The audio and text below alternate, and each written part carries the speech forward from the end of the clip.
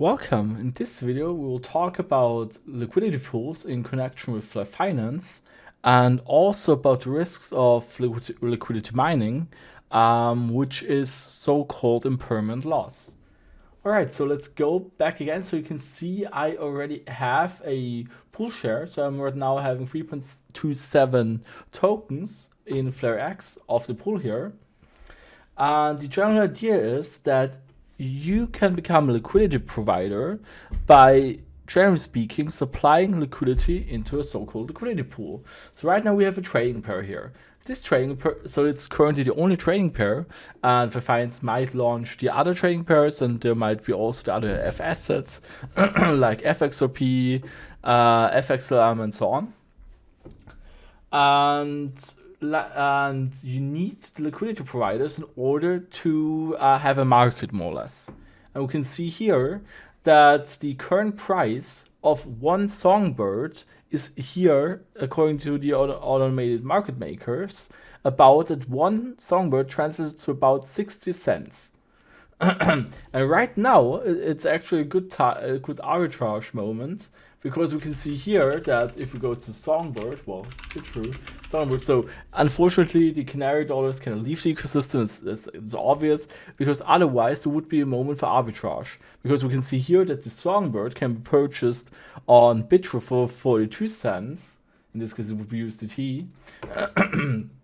And it can be purchased here. So one Songbird would translate here to 0.6 canary dollars. So it's, as far as I know, it's soft packed. That's why it's still working. So why it's not that close to packed there. But for example, I could sell 3 songbirds in exchange for $1, so 1.8 canary dollars.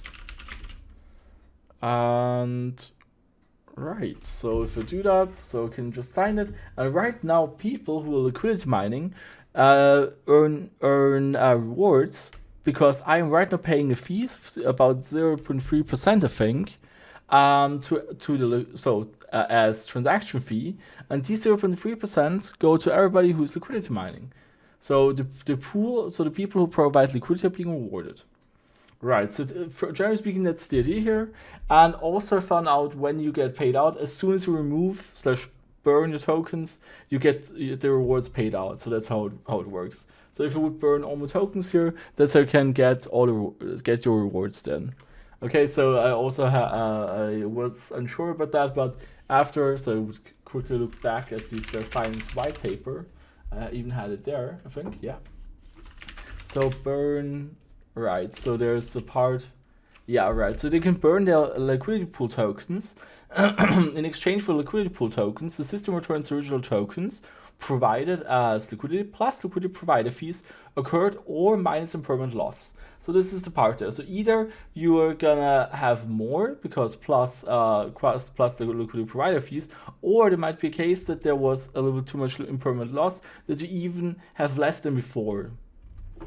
And right, so now let's go a little bit more into what exactly impermanent loss is. And I thought, so the best explanation I found about that was on Binance, because it's greatly explained here. And we can see here that, right, we've got here an example, and Alice deposits 1 ETH and 100 DAI. So in this case, we could also call it USDT. It wouldn't matter. It doesn't matter. So I'm going to use for this example USDT. So we've got here the entire pool. Let's say this is the entire pool. And we've got Alice here, and Alice is, as mentioned before here, supplying 1 ETH and 100 DAI. Okay, that doesn't look good, but never mind. So I'm just gonna click that here, 100 1 ETH, my bad. She's supplying 1 ETH and 100 USDT. And I just have to get used to the English layout here, 100 USDT. All right. So in this particular automated market maker, so it's the same on Fair Finance, there is a automated market maker. So the smart contract itself is setting the price, so highering or lowering it depending on the ratio of how much how much assets are deposited. Because for example, let's say we've got something in a ratio of 1:1. For example, we've got 10 USDT and 10 ETH. Then the current price would be probably like that one ETH, or a certain price might be possible that, for example, one ETH can be purchased for $1. But if somebody purchases ETH, then the ratio changes. Then suddenly you have got 11 USDT and 9 ETH. Suddenly the price of one ETH gets heightened, and that's how the market is being set all the time. And right, the deposit tokens pair needs to be of equivalent value. So that's exactly the part here when you want to supply liquidity. Then you have, for example, I want to supply free Songbird, then I have to supply equal value of Canary dollars. So these assets on the left and the right side, it must be equal. So we also have the white paper there in the 50-to-50 ratio there. Yeah. So FlareX liquidity pools require 50-to-50 token split, meaning that the user must provide equal value. It's also, I'm also going to link all the files there. Right, let's go on here. So the deposit token pair needs to be right. This means that the price of ETH is 100 DAI at the time of deposit, right? Because we've got 100 DAI, so 100 USDT in our example, and 1 ETH. So 1 ETH could be purchased for 100 DAI. This also means that the dollar value of Alice's deposit is 200 USD at the time of deposit, because she supplied 1 ETH, which was at the time had a value of 100 USDT, and she also supplied 100 USDT, so in total 200 US dollars. In addition, there's a total of 10 ETH, so the entire pool is we've got an entire pool here, 10 ETH, and what else? So I have to look again, and okay, and 1,000 USDT. And we've got 1,000 USDT in there. That's the entire pool here. And Alice was supplying liquidity. All right, so let's go back to the example. Right. Funded by other liquidity providers just like Alice. So Alice has 10% share of the pool and the total liquidity is 10,000. All right, so I'm also gonna highlight it one more time here that you can see in Flare Finance also my pool share. So right now I have that few tokens that my pool share is, well, below 0.00%. And yeah, let's say that the price of ETH increases to 400 DAI. While this is happening, arbitrage traders will add DAI to the pool and remove ETH from it. So now there's something interesting which we have to mention, because we've got many markets. So as you know, we've got multiple markets. So we've got multiple platforms like Binance, Coinbase, whatever, Poloniex, Bitter, BitHump. It's Bitstamp, my bad, Bitstamp, GateHub, and so on. So we've got lots of exchanges and all of their own markets and their own user base. But not all prices are the same, obviously. If you have a look at CoinMarketCap, and for example, well, let's use XRP here. XRP it does not have a price of $1.06 everywhere, because this is just CoinMarketCap is getting data feed by many exchanges, which more or less registered, and CoinMarketCap is taking the average. We've got, for example, here an exchange from BitHump, which is about $1.09. So if you, but in the trading pair of XRP to Korean whatever, I don't know what it is, but right. Or for example, we've got Qcoin, XRP USDT, so that seems to be the same here.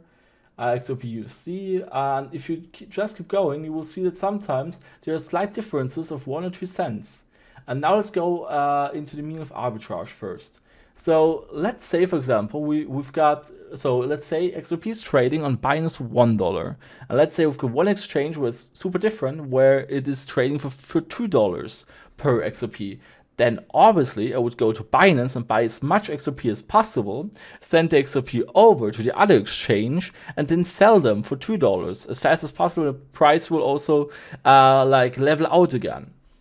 And that's called arbitrage. So as soon as you have whatever more than one, well, let's say 1 to 3% probably, so or more than 2%, whatever, then you can already use the arbitrage opportunity. So when your cost of the trading fees and buying and also doing the selling with the selling fees again, so again having a maker and then a taker fee, or the opposite, first a taker fee and then a maker fee. And if you calculate all of that, what is left over, and if it's positive, then there's an arbitrage opportunity. And there are bots for that. I'm also thinking about writing a piece of code which does that. For example, a good example is if you have a quick look into the XRP toolkit on the DEX, because the euros, for example, they usually often have some arbitrage opportunities, and like I said, currently thinking about writing a bot and, well, just testing it out a little bit. And if we have, like I said, a look here, so I'm just gonna scan the QR code and log in into the XRP toolkit. And now let's have a quick look at the DAX, because if we would, for example, trade XRP euro and also compare it to the current price of XRP euro on Binance, let's compare that, and we can see here right now it is trading for 91.22 euro cents, and here it is trading for 91 cents.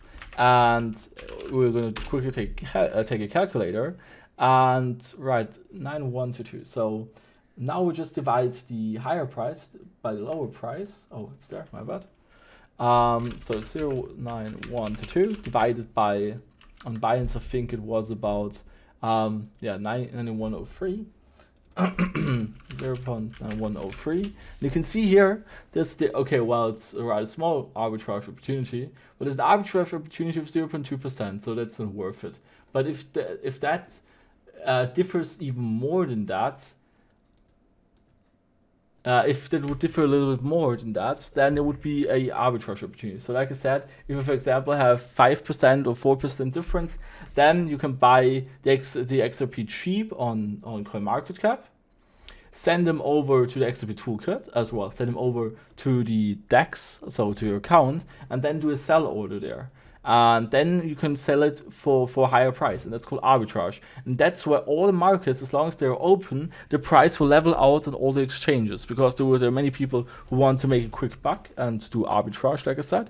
And so that's how the price is being able, so that's why the price is approximately the same across all the exchanges. So you might have wondered, why is it always on all the exchanges the same price? Because, like I said, XRP is trading on many things, and these exchanges don't communicate with each other. They're not telling each other, yes, that's the current price and that's what we agree on. No, these are all free markets which trade on their own. So you have buy and sell orders. So also to mention it on Binance there. So I'm just going to use now USDT as an example though, because we've got more liquidity there, so more volume. And if you look into the order book, you can see here, all it does, so this is well, not the opposite, but in contrast to having like liquidity pools and automating market makers, you can also have, you can also have order books. That's what exchanges usually do. You can see in the order books, it's basically a matching system, which is just matching buy and sell orders. So we've got currently lots of people who are setting limit buy orders at 1.06 US dollars, so US USDT, and we've got lots of people who are selling sell orders at 1.06. And the system, so that's Binance's internal system, is just matching buy and sell orders at the same price. So people who want to buy at 106 and people who want to sell at 106 can be matched. So we've got a buyer and a seller, and that's just going through it. And now they're just fighting. You can see right now we've got more buy orders than sell orders. So it might be that all the buy orders at 106 are bought up, and then the people at 1.07 US dollars are being fought against. And you can see it's a constant battle, more or less, of buy and sell orders. And if there are more buy orders, then all the sell orders are triggered because then nobody wants to sell, or the other way around. And then we've got also, obviously, like other products, which also, so the derivatives, which also might strongly influence those things and so on. But yeah, that's, like I said, these are order books, that's how price works, that's how price on all the markets work, also across the world. But the thing about crypto assets is that you can send, so crypto is being traded 24/7 all around the world, yeah? And the crazy part is you can buy it in any part of the world and send it to any other exchange. So there are always on and off ramps. I can buy my XRP at Binance and just send it over to any exchange I desire, no matter what. That's how this price is being, like I said, regulated. If you take other assets which are not that not liquid but not that easily transferable, then we could, for example, compare prices in other countries. Then the prices might differ by even, well, let's say, for example, 100%. If you take any asset which is not movable easily, where you have transport costs and maybe also the asset itself might go bad or something like that, if it then the price differs. But that's why it's globally more or less approximately the same price. So obviously in other trading pairs, so if you trade XRP to Bitcoin, then that, for example, could differ a little bit more, or for example, to any other currency, because it all just depends if people are using the trading pair. So that's the thing here. We've got lots of exchanges with offering different trading pairs, and if there's, for example, not enough liquidity in the XRP pound trading pair, then the price might differ a little bit more. And that's where, again, like I said, people who do arbitrage jump in and even out the price, because they can make 1-2% of profits, and 1 or 2% on for example, on 10,000 is already a lot. So, for example, 2% on to 10,000 is 200, if I'm not completely bad at math right now. And yeah. So, for example, but here, yeah, for example, XRP Quash, I don't know what it is, if it's an asset or a currency, but there's, for example, not that much liquidity in there. You can see that there's only $308 being traded, and now here would be a what is it? A arbitrage opportunity. I could buy, so in this case, I would be buying for $1 free, so I would be getting Quash and buying XRP with Quash. And then I could sell the XRP again on Binance, so any other exchange that is offering $1.07 for this asset. So yeah, that's arbitrage. And now let's go back again to the impermanent loss example. So we had the ratio, we had the automatic market makers, and right. So we can see now, let's say that the price of ETH increases to $400. While this is happening, Arbitrage Trader will add DAI to the pool and remove ETH from it until the ratio reflects the current price. So that's what it said about all the markets always working together, no matter if it's a centralized or decentralized exchange. That's how the price is almost even across all the exchanges by arbitrage traders, which even out it all across the markets. Remember, AMMs, so automatic market makers, don't have order books. So I've just shown you the order books before. What determines the price of the asset in the pool is the ratio between them in the pool. So the pool itself, like I said, if somebody takes out 5 ETH in this example, then you have and puts in like I said, if someone takes a 5 ETH and the current price would be like the 1 ETH is 100, then there would be $1,500 and less ETH in there. So the price of ETH gets higher and higher, even though, for example, in the Raymond ecosystem, so on other exchanges, it does not. But this is like I said, in all exchanges, these are closed off ecosystems, and the only thing which evens out prices are arbitrage opportunities. All right, so let's go on there. I'm always not finding it. Right, while liquidity remains constant in the pool, the ratio of the assets in it changes. If ETH is now $400, the ratio between how much ETH and how much DAI, US dollars, are in the pool has changed. There's now 5 ETH, so that's example 5 ETH, and 2,000 US dollars in the pool, thanks to the work of arbitrage traders. So right now, like I said, the price has changed, and arbitrage traders obviously come along and provide their are able to buy ETH cheaply until ETH is around $400, and then they don't want to buy it anymore because the price is about the same. And then we have $2,000 in the pool, thanks to the work of arbitrage traders. Right. So Alice decides to withdraw her funds. As we know from earlier, she is entitled to 10% share of the pool. So we're gonna adapt quickly the graph here. So now in the pool is not anymore 5 ETH, they're only now, well, they're not 10 ETH anymore, they're only 5 ETH in there. And now $2,000. Right.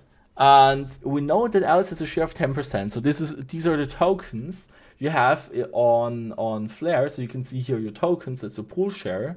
And if I have a quick look at the Songbird Explorer, I can see here that if we go to tokens and also go to the Flare X, you can see here that in total there are 340,000 tokens of these. So right, and I am, like I said, a small fish in the sea, more or less, with my 2 point whatever tokens. And if I want to remove them, I am removing my liquidity out of it, and I'm entitled to that percentage of the pool.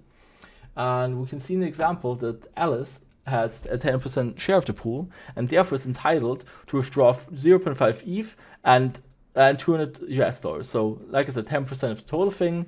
And if you look at it, obviously 10% of 5 ETH are 0.5 ETH, and 10% of 2,000 are 200. Therefore, she's entitled, if she wants to remove liquidity, to 0.5 ETH and $200 or USDT in this case. All right. So therefore, in total, she has $400. She made some nice profits into deposit of tokens worth $200, right? But wait, what would have happened if she simply holds her 1 ETH and 100 DAI? The combined dollar value of these holdings would be $500 now. So we can see that Alice would have been better off by holding rather than depositing into the liquidity pool. This is what we call impermanent loss. So this is exactly what is meant with impermanent loss. So like I said, she provided liquidity. The price between the trading pair changed too much, and therefore she would have been better off, like I said, not providing liquidity and just holding her ETH supply. In this case, as loss wasn't that substantial as the initial deposit was, a relatively small amount. Keep in mind, however, that impermanent loss can lead to big losses, including a significant portion of the initial deposit. With that said, Alice's example completely disregards the trading fees she would have earned for providing liquidity. In many cases, the fees earned would negate the losses, make providing liquidity profitable nevertheless. Even so, it's crucial to understand impermanent loss before providing liquidity to a DeFi protocol. Alright, so that's the most important part there. Like I said, impermanent loss, understanding what impermanent loss is. I'm also going to link the entire thing here. Here's also a great video in there, which goes also into detail here, which I'm going to link afterwards. Is there anything else I want to mention? Right, so that's how you can remove liquidity afterwards. And yes, that's generally speaking how all of it works. So I'm also going to link the white paper for Flare Finance, so you can also just Google that. It's also being explained here what the incentives are for liquidity providers. And you can see here they're entitled to liquidity fees. So for the Flare reward drops on F assets, but regarding the F assets, they didn't launch yet. And optional Flare Farm launch pad rewards. And right, so the best thing for people who provide liquidity is having price, not stability, but having the price in a range. So hoping that the price swings are not that high, so that it approximately stays always the same, or not the same, but just if that keeps steady in a range. And that's what liquidity miners would prefer, because then you are stable there, and on all the swings and whatever, on each time people are trading, you are making money on it. So yeah, or maybe also no, I'm not following. All right, yeah, so that's the general speaking what liquidity providers hope for, I guess. Yeah, I hope I explained it well enough. So like I said, I'm also not a pro in this topic here, so I think I do to some extent understand it enough.